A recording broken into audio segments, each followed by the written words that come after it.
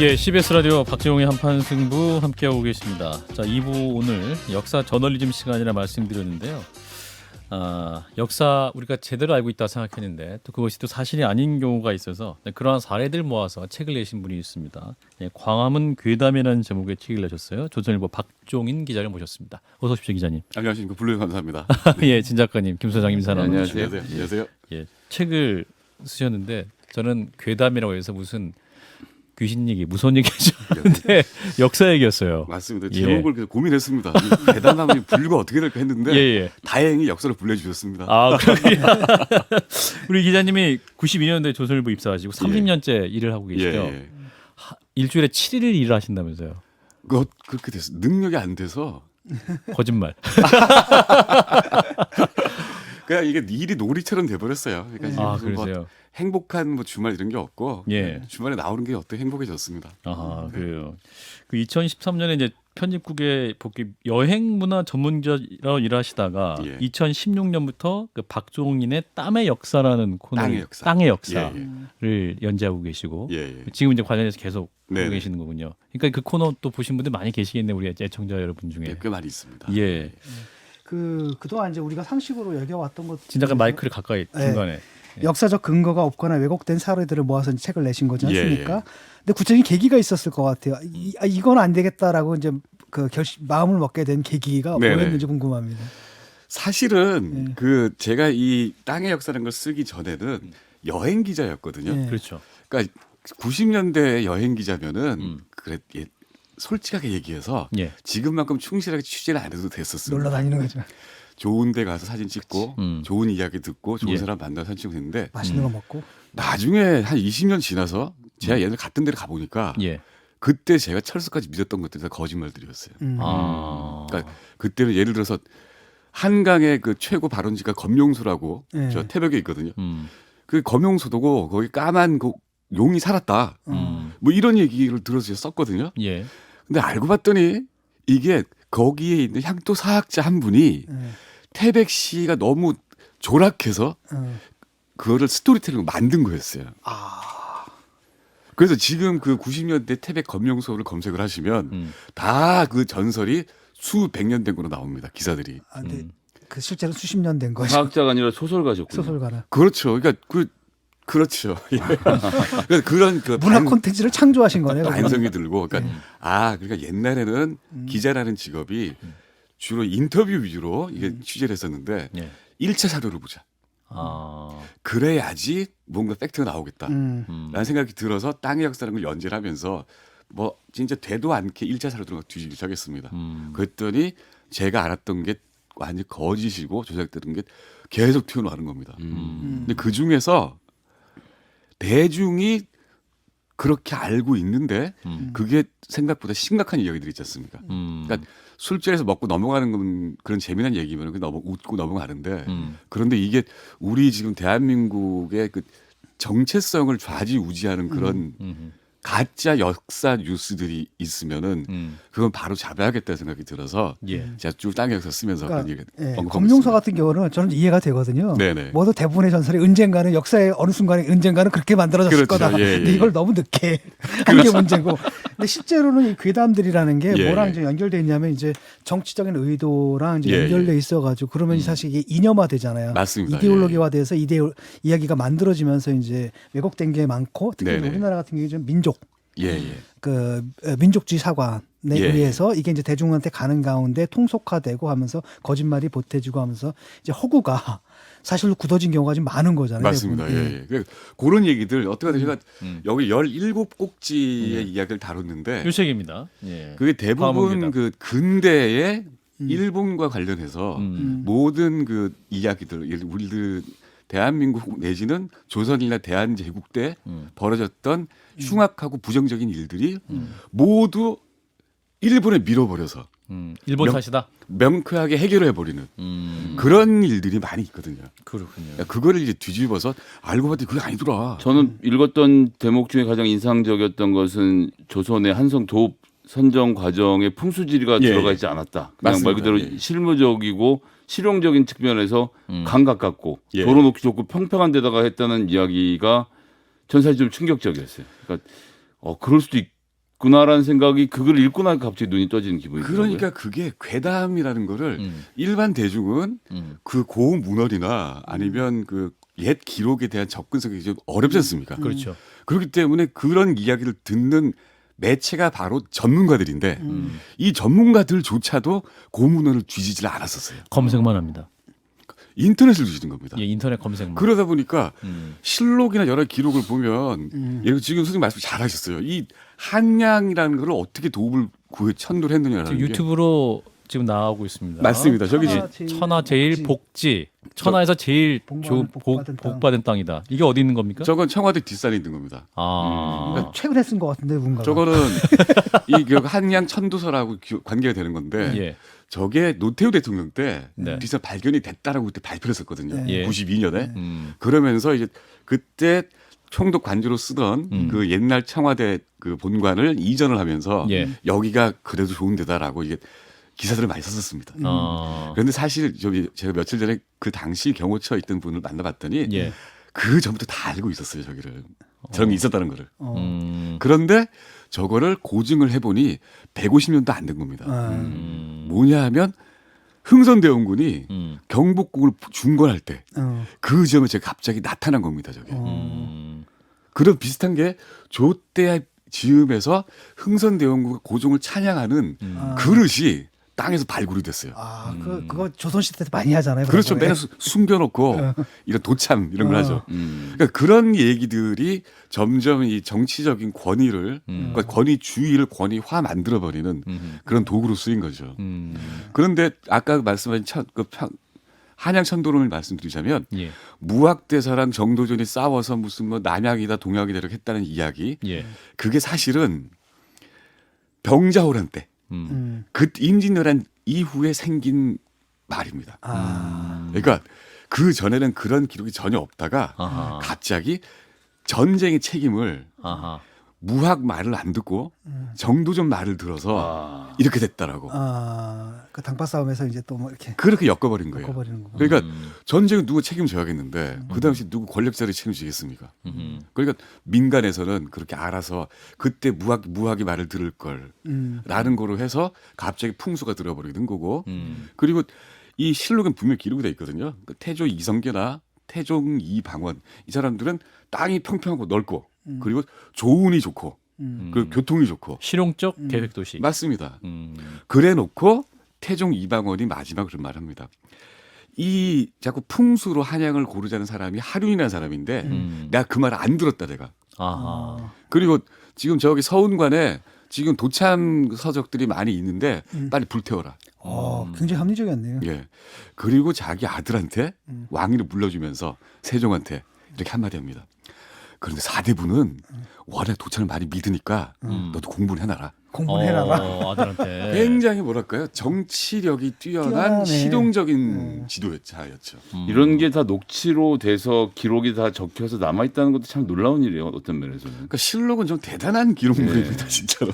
왕조 시대에 예, 정말 예. 기자같이 제대로 썼으니까 예, 예. 있는 그대로의 사실을. 이 책 제목을 광화문 괴담으로 했다라고 한다면 이제 광화문과 관련해 가지고 예. 우리가 알고 있는 괴담이신데. 사실들이 상당 부분 좀 왜곡됐다 또 이런 뜻이 맞습니다. 함축되어 있는 거 예. 아닙니까? 지금 또 네네. 광화문 뭐 조성사업도 하고 있고 그런데 그거 좀 말씀해 주시죠. 그러니까 광화문광장 복원. 아까 처음에 제가 양크님 말씀드렸던 게 예. 이게 우리 현재 대한민국 시대에 대한민국 국민의 삶을 큰 영향을 미치고 있기 때문에 제가 괴담을 선정했다고 말씀드렸습니까? 예. 지금 서울에서 제일 제일 마무리 단계에 있는 사업이 바로 광화문 광장 조성 네, 사업입니다. 맞아요. 그리고 그 앞에 광화문 앞에 계단쯤 되는 월대를 지금 보건 사업하기 위해서 예. 발굴 조사를 하고 있고요.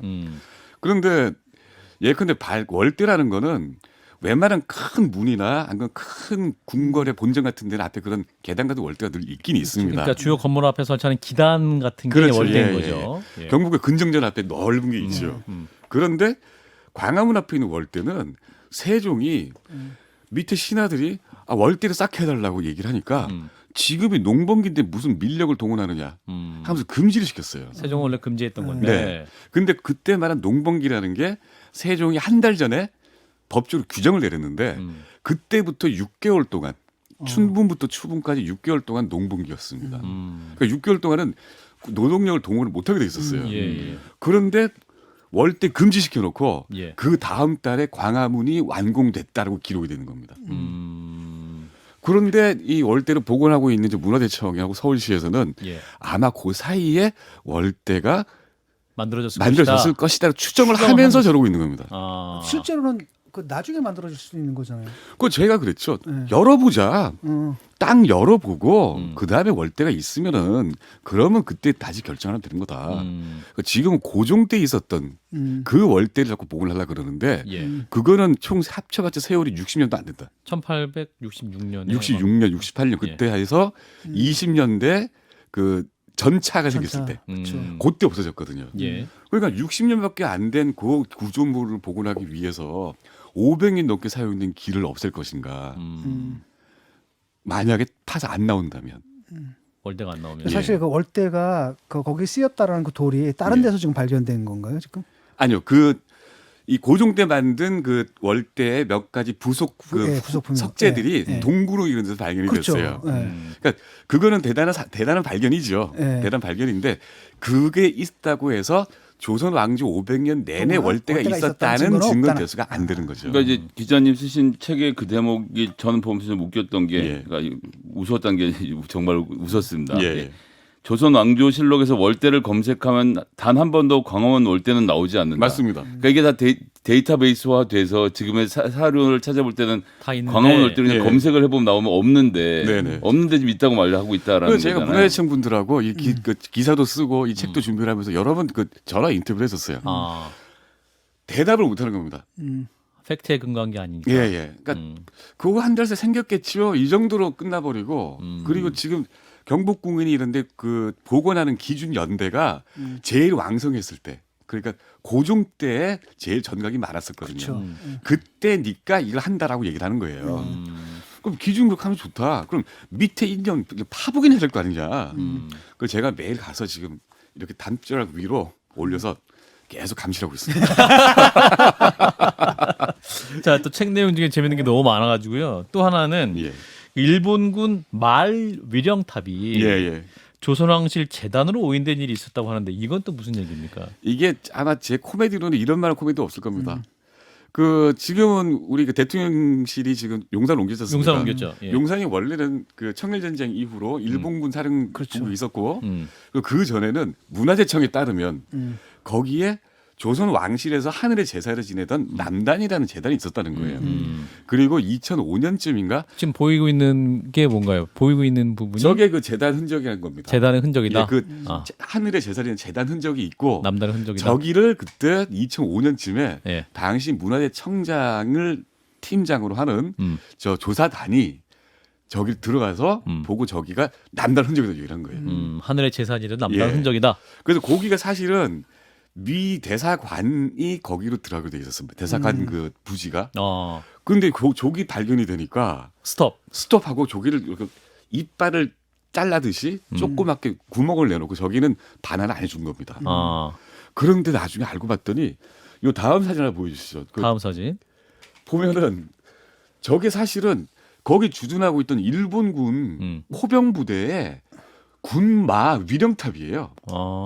아니 근데 저기 말이네요. 저 기단의 밑에 있잖아요. 시멘트 발라가지고 한 것처럼 보이잖아요. 지금. 근데 저걸 어떻게 우리 문화재로 착각을 할 수가 있어요? 저 위에 그 길쭉한 비석 밑에 자연석이 하나 있거든요. 그 석이 지금도 남아 있는데 그거를 그 당시에 재단에서 어떤 주춧돌이라는 겁니다. 그리고 그 자세히 보면 그때 찍은 사진에도 옆에 있는 철 난간들이 남아 있거든요.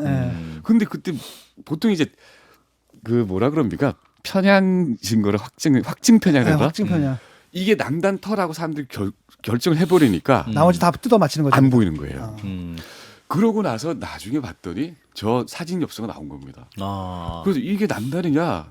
그 다음부터는 이제 당시 문화재청장 그리고 또 뭐 저거 주장했던 모든 전문가들 지금 아무 말도 못 하고 있습니다. 야, 진짜 이거 망신이다. 그러니까 저게 원래 있었던 거고 저게 훼손돼서 현재의 모습으로 있는 거죠. 아까 있는 모습이. 아까 그 사진 한번 보여주세요. 저게 원래 있었던 거였다가 시간이 지나면서 이렇게 된 건데 이제 비석이 아니, 근데 없어지고. 이거 누가 봐도 이건 무슨 문화재라고 보기 힘들잖아요. 저 건축 양식이. 그러니까 저 옆에 있는 저 기술이. 기단은 좀 외성처럼 생겼잖아요. 옆에 모서리가 약간 맞아요. 이게 오목하게. 외성이 정확하게. 근데 저게 그 여름철은 덤블로 가서 안 보입니다. 아하. 하지만 저 위쪽은 누가 볼 수가 있거든요. 네. 쇠를 박은 흔적이며 쇠도 남아 있고 그리고 무엇보다 주춧돌이라고 부르는 그 돌 자연석 자체가 조선 건물에 쓰이는 주춧돌하고는 거리가 아주 멀어요. 아하. 그런데 무엇가 씌었는지 하여튼 여기에 남단이 있었다. 요 구간에 남단이 있었다라는 기록의 근거에서 가보니까 예. 뭔가 있으니까 저거다. 이거다. 이래 버린 거죠. 잘못 찍었군요. 잘못하면은 일본 군마 그 군마의 국적은 뭔지 모르겠지만 예. 군마 위령탑에다가 우리가 남단으로 오인했을 뻔한. 제사를 지낼 뻔했죠. 예. 아니 저 엽서 사진은 기자님이 찾으신 건가요? 물론 제가 그렇게 전문적이 못합니다. 그러니까 저를 도와주는 분들이 많습니다. 네.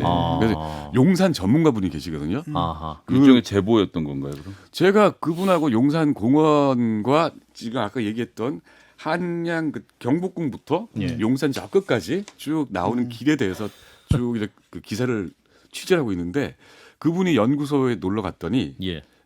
이런저런 얘기를 하면서 그분만큼 용산에 따끔한 분이 없는데 아. 그분이 알려주셨고. 저걸 갖고 있는 거예요. 그래서 이게 뭐야? 자, 이 시간이 놀랍게도 얼마 남지 않아서 아이고. 빨리빨리 재밌는 얘기 남대문 해보겠습니다. 얘기해, 남대문. 남대문과 경희궁을 둘러싼 논란, 이것도 좀 해보면 좋을 것 같은데. 예, 자, 일제 총독부가 경희궁을 없앴다 이런 것도 사실이 아니다라고 말씀하셨죠. 아니죠. 사실 아니다. 제가 얼마 전에 갔는데 거기 공식 게시 그 뭐죠 설명판에 그렇게 써 있습니다. 이게 사유는 뭐냐하면 물론 그 식민 시대 때 그 거기 훼손된 게 많이 훼손이 되긴 했죠. 훼손되긴 했다. 그런데 사실 원료는 뭐냐면 경복궁 영건 일기라는 그 기록이 있습니다. 네. 대원군이 경복궁을 재건을 하면서 그때 하루하루 거기 주사급쯤 되는 사람이 기록한 내용이 일지가 있거든요. 그때 이 경희궁에 큰 건물 5개를 빼고 나머지는 다 뜯어서 경복궁의 재료로 썼다는 내용이 나와요. 그 경복궁에다 옮겨놓은 거네요. 경복궁에 다 있습니다. 그리고 고종이 이제 정권을 잡고 나서 자기 아버지를 내치고 나서 거기다 뽕나무를 심습니다. 그래서 옛날 그 지도를 보면 외국 사람들이 그 그린 지도를 보면은 예. 거기는 뽕나무 공원으로 되어 있습니다. 대한제국 시대 때. 지금 사진이 나오고 있네 오기 전에 유튜브로. 이미. 그렇죠. 저기 예. 보면 저게 그 제가 한글은 제가 붙인 건데 예. 저게 영국 사람들이 그 대한제국 시대 때 그린 지도거든요. 예, 예. 그럼 보면은 덕수궁, 그 경복궁을 뉴 팰리스라고 그러고 있고, 예. 그다음 러시아 공산 쪽 북서쪽으로 예. 지금 경희궁인데 예. 뽕나무 멀베리 파크라고 돼 있어요. 아. 벌써 저때 궁궐의 멀버리 기능은 없던 겁니다. 그렇죠. 이미. 뽕나무 묘목장으로 쓰다가 그 묘목 사업도 실패를 했죠. 그 프랑스 사람들이 그린 지도를 그 그림을 보면 예. 흥화문 이쪽에 그 지금 남아 있는 네. 그 문하고 저 뒤는 허허 벌판입니다. 이미 없었군요. 저 허허 벌판에서 그 고종 그 광무제죠. 예. 광무제가 하이니 친왕이라고 독일의 비렐름 2세 동생이 네. 왔었는데 저기서 사열식을 했었습니다. 왜? 텅텅 비어 있으니까. 그러니까 그게 점점 거기에서 조선 사람 그리고 그 거류하는 일본 사람 이런 사람이 운동회를 하면서 그러고 통감부 시절에 저기 학교가 생겨요. 총독부 중학교가. 그게 나중에 고등학교가 되고 그러면서 저 사진은 어떤 사진입니까? 유튜브 저것도 그러니까 불어 학교 교장 하던 프랑스 사람이 예. 찍은 사진인데 아하. 저희 경희궁 94년입니다. 1894년. 1894년. 예. 저게 지금 숭덕전이라고 경희궁 본전입니다. 본전이잖아요. 아무것도 없어요. 아무것도 없네. 뼈밖에 아하. 없습니다.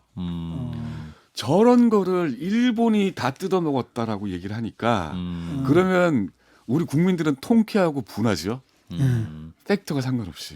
그냥 무조건 일본의 죄를 뒤집어 쓰면 그럼 그러니까. 우리는 책임질 이유가 없으니까요. 그 우리 아이가 이제 계속 다 돌아왔거든요. 이번에 네. 독일에 와가지고 쫙 돌아보는데 거기서 계속 반복되는 말이 일본에 의해서 네네네. 이 계속 반복된다라고 하는데 그러니까 이게 경희궁 같은 경우는 이제 허구고 다른 곳도 이제 그런 데가 좀 있겠죠. 그러니까 예를 들자면 또 그러니까 이게 한두 가지가 아닌데 작년에 그게 우리가 그 공개적으로 문화재 그 분류 번호를 없앴지 않습니까? 아하. 그러니까 남대문 이야기입니다. 국보 1호. 국보 1호. 남대문이 국보 1호인데 이제는 네. 모든 게 국보가 됐잖아요. 그 이유가 식민시대 때 아니 더 그 임진왜란 때 예. 가또 기요마사가 한양으로 입성을 할 때 이 예. 남대문으로 들어왔다. 그 개선 분위기 때문에 총독부에서 이거를 조선 보물을 이제 그 관리를 하면서 제1호로 1호로 만들었다. 라는 이야기가 심지어 서울대 국사학과에 재학하고 있던 어떤 일본 교수가 석사 논문을 발표를 했어요. 그렇게. 오타 히데하루 씨. 네네. 예. 그 지도 교수가 이태진 선생님이셨는데 예. 그런데 이게 그 남대문 화재 때 갑자기 화재가 되면서 그 나중에 불이 붙은 겁니다. 사실은 이거는 그 이전부터 그 조선에 사실은 그 옛날 보물이나 고건축을 연구해 시작한 사람들 일본 사람들이었는데 예. 그 사람들이 시대별로 가장 대표성이 있는 건물들을 쭉쭉쭉쭉 선정을 했었거든요. 그런데 한양에서는 제일 그 시대적 가치가 있는 그리고 제일 규모가 큰 하면서 쭉 이렇게 리스트를 작성을 했는데 예. 그 앞에 남대문이 있었습니다. 예. 그 동대문이 있었고 그 순서가 1890년대에 작성했던 그 순서가 나중에 1930년대에 조선 보물 리스트에 그대로 등록이 되고 해방 이후 지금까지도 그렇게 분류가 돼 있거든요. 예. 아주 학술적인 이유로 분류가 되고 연번이 매겨졌는데 관리번호였는데 관리번호죠. 그게 어떤 가치의 순위가 아니고 아니, 근데 관리번호인데 도대체 그 얘기는 누가 만들어낸 거예요, 그럼? 옛날부터 그런 얘기가 있었어요. 근데 이런 얘기를 그때 식민 시대 때 네. 일본 사람들이 지어냈을 확률도 큽니다. 이게 우리 맞아. 기요마다 장군이 들어와서 이랬던 거야. 예. 그런 당시의 도시 괴담과 음. 총독부 압제 시대에 대한 그 원망과 예. 이런 것이 증폭이 서로 간에 융합적 증폭이 되면서 예. 사실처럼 그래서 마침내 한 나라의 문화재 관리 체계가 바뀌는 흔들렸군요. 예. 자, 정조에 대한 오해. 이분이 굉장히 그 통합형 학자가 아니었다. 그러니까 어떤 예. 문화를 융성시킨 분이 아니었다라는 말씀하셨는데 짧게 말씀 이게 주시죠. 논쟁적 얘기를 합니다. 근데 예. 저는 어떤 이제 주목을 했다면 문체반정이라고 들어보셨지 않습니까? 예, 문체반정. 문체반정은 뭐냐면 그 당시에 유행하고 있던 청나라에서 가지고 왔던 물론 한문입니다. 한문 그 여행집에서 쓰고 있는 그런 문체 그리고 그런 내용들 이런 내용들을 다 일찍 금하고 공맹 시대에 우아한 고문을 쓰자라는 게 문체반정이거든요. 예. 이 그 당시 유행하던 그런 문학을 폐관 문학이라고 그랬는데 이 폐관 문학을 제일 선도하고 있던 사람들이 북학파, 박지원 같은 박제 같은 사람들이었어요. 이 사람들은 상업과 유통을 통해서 생산을 하고 상업을 해서 국부를 창출하는 이런 거였거든요. 예, 예. 이 사람들을 못하게 금지를 해버리니까 그러니까 그다음부터는 한문이 성리학 일변도로 가서 마침내 나라가 망할 때쯤에 뭐 개혁군주라고 하는데 그거 아니에요.